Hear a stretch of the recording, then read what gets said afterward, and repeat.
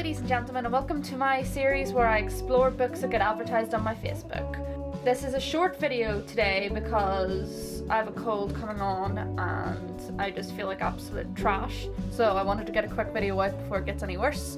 So let's jump right into it before my immune system totally collapses. The first book we're looking at here is The Irish Lottery by Sienna Blake. I'm already dreading this. As an Irish woman, I do not have good feelings about this at all. The four masked men surrounded me. Blue Eyes was front and centre, taking up my vision. I couldn't see the others, but I could feel them, feel their body heat pressing in close. I could smell the mix of male scents that invaded every breath and overwhelmed me.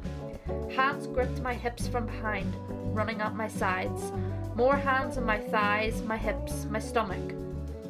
A squeak of surprise escaped me as hands found the intimate flesh between my thighs, but not quite touching there. Oh God. Fingers trailed the swell of my breasts. A hand trailed up my breastbone to my throat. My pulse was pounding in my ears. I couldn't hear anything but my heartbeat. I couldn't feel anything but the overload of touch. My body screamed and begged for more, even as my knees threatened to give out and leave me in a puddle at their feet. Blue Eyes hadn't put his hands on me yet. He was just watching me, his eyes flaring with hunger at every noise that escaped me.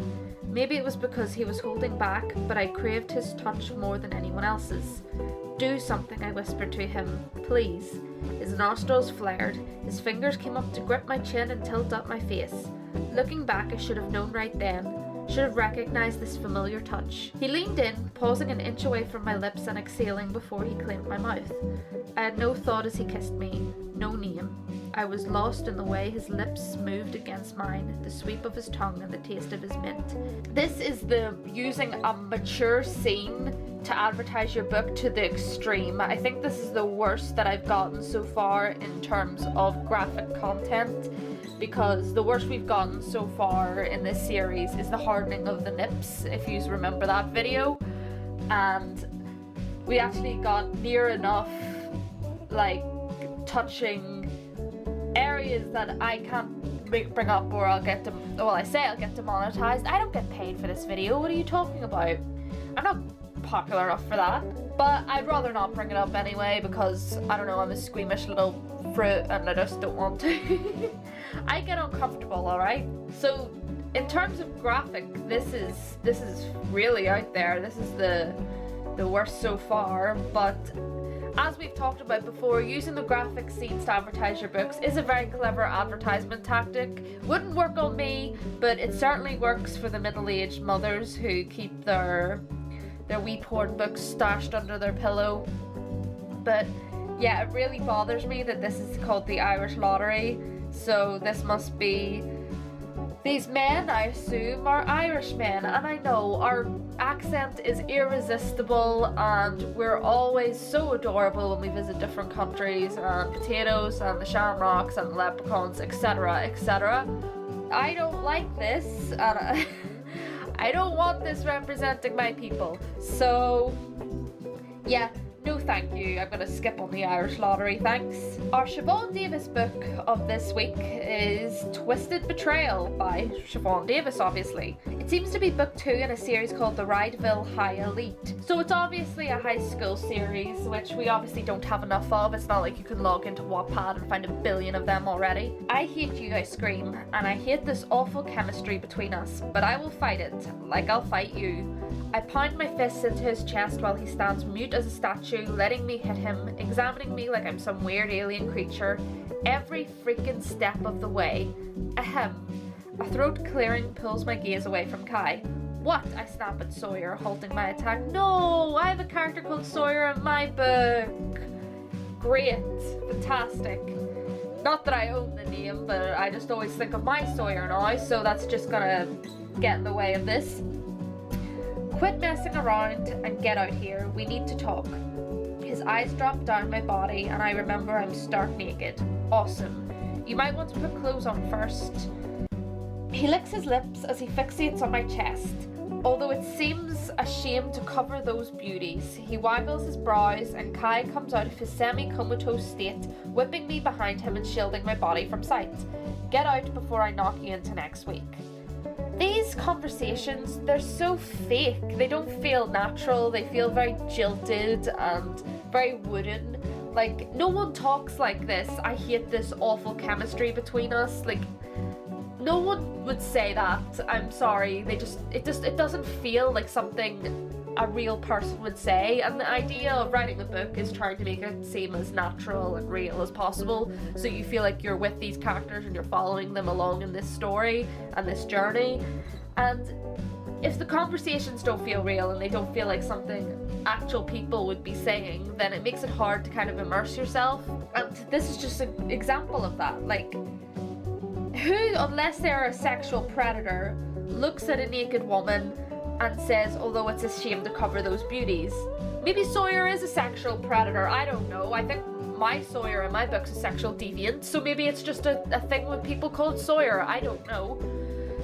Again, what sort of woman forgets that they're stark naked when someone who isn't part of whatever was going on before, whatever sexy times was happening, who forgets that they're naked when someone new comes in who wasn't a part of that?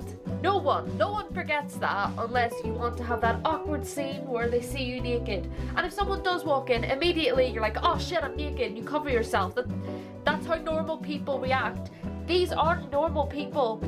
They don't act like the way ordinary people would react. They don't talk or behave the way real people would. Maybe that's the goal. Maybe they don't want, maybe Siobhan doesn't want her characters to act like real people and she wants them to seem different in that way, but it doesn't work for me, and it just makes it so glaringly obvious that these characters are just characters and they're not real, and all of this is just hijinks to further promote the romance that is obviously going on, because in these books there's always a romance, and it doesn't work for me. And of course we've got the dark high school bully romance in the advertisement, because we have to have those bully romances, or else how is the girl going to fall in love with the bad boy who keeps picking on her? Because that's why boys are always mean to girls, am I right, guys? The next book I have here is No Light by Hetty Ivers. He was supposed to be an easy target. I had a clean shot at him while his back was turned and his pants were down. I wasn't supposed to get distracted by his scent or by the sight of his perfectly sculpted chest on display. He was never supposed to turn around and see me, or start stripping the rest of his clothes off. Fuck's sake. And the greatest threat to my daughter's life definitely wasn't supposed to start kissing me after I just shot him 5 times. I don't care who this character is already. Fuck her. Fuck you. You're kissing someone who's a threat to your daughter's life. You're sitting watching him strip. Like, I don't have a child myself. I have a nephew, and I have a nephew who I would protect till I was fucking dead myself. And I would quickly, without hesitation, put a bullet in the head of anyone who's a threat to his life. I don't care if you're hot, I don't care if you're stripping, I don't care if you're butt naked in front of me. How disgusting and have no self-control do you have to be aroused by someone who's the threat to your child's life? And women actually find this hot. They want this story. They want to read it. This is fucked up. Clearly, anyone who reads this one clearly doesn't know what it's like to have a child in their life. And if they do, and they still understand why this woman wouldn't kill this bastard who's a threat to her daughter's life, then I don't want to know what sort of person they are. They're clearly messed up in the head, because any sane parent, any sane person who has a child in their life and loves that child and would protect that child to the end of the fucking earth, they would not hesitate to eliminate any threat to that child's life. And I don't need to read this book, I don't need to see any more of the synopsis to know that I hate this protagonist. Hetty Ivers, I have no words. You clearly don't have children, and you clearly don't know what you're doing with this. And if you do have children, I'm severely worried for them. Oh fuck, we've got another bully romance here. This is a bully romance that's advertised. We don't even have the title of the book here. It's Bully Romance on Kindle Unlimited, so that's that's all we've got here title-wise. I'll look the cover up in a minute when I'm doing my research.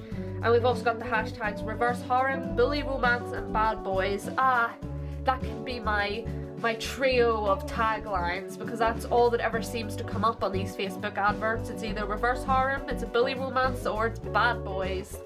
I wanted to scream at my body that it was attracted to the wrong things, the wrong people. There had to be some nice guys on campus who wouldn't put my emotions through a meat grinder every time I saw them. Decent guys, regular guys. So why did I find myself inexorably drawn to the 4 psychos who were determined to make my life miserable?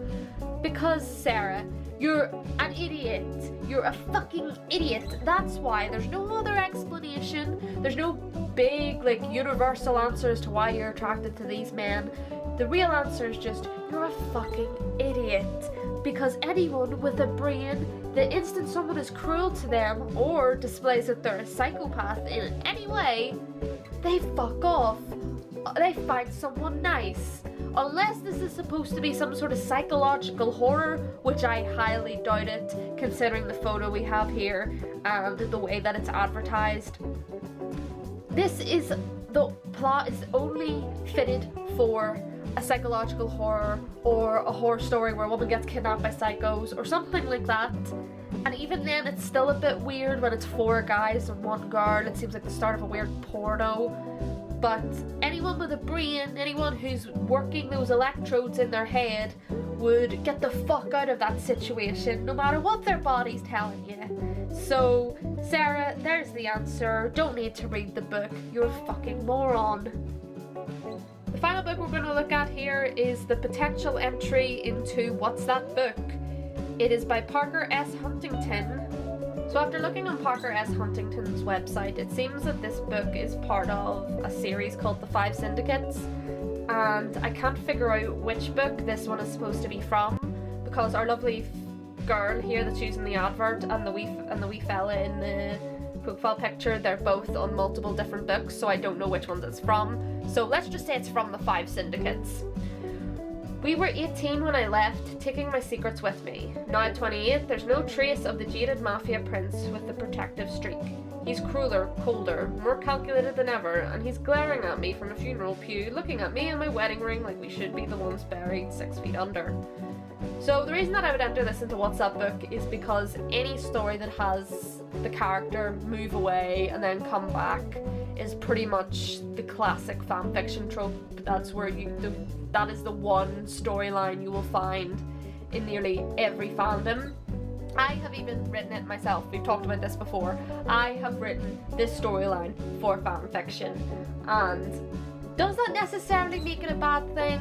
That's an argument that we could all have our different opinions on. I personally, I'm tired of it because I've seen it so much on fanfiction. Maybe you haven't, maybe you think it's a fresh idea, but it's overused from where I've been looking and the stories that I've seen, and it's just tired to me. It's just an exhausted storyline. It's something that I've seen everywhere, but I suppose this series isn't really a search for some unique and original ideas, let's be honest. So yeah, probably find this one on Wattpad somewhere, and if not Wattpad, fanfiction.net. Dip into AO3, see if there's something there. Whatever the fanfiction site, it'll be there. So that's it for this week, guys. I actually got more recorded than I thought I would. Maybe I got a lot more passionate than I thought I would. Maybe the sickness makes me more angry at these stupid stories. But if you've enjoyed, like, comment, and subscribe.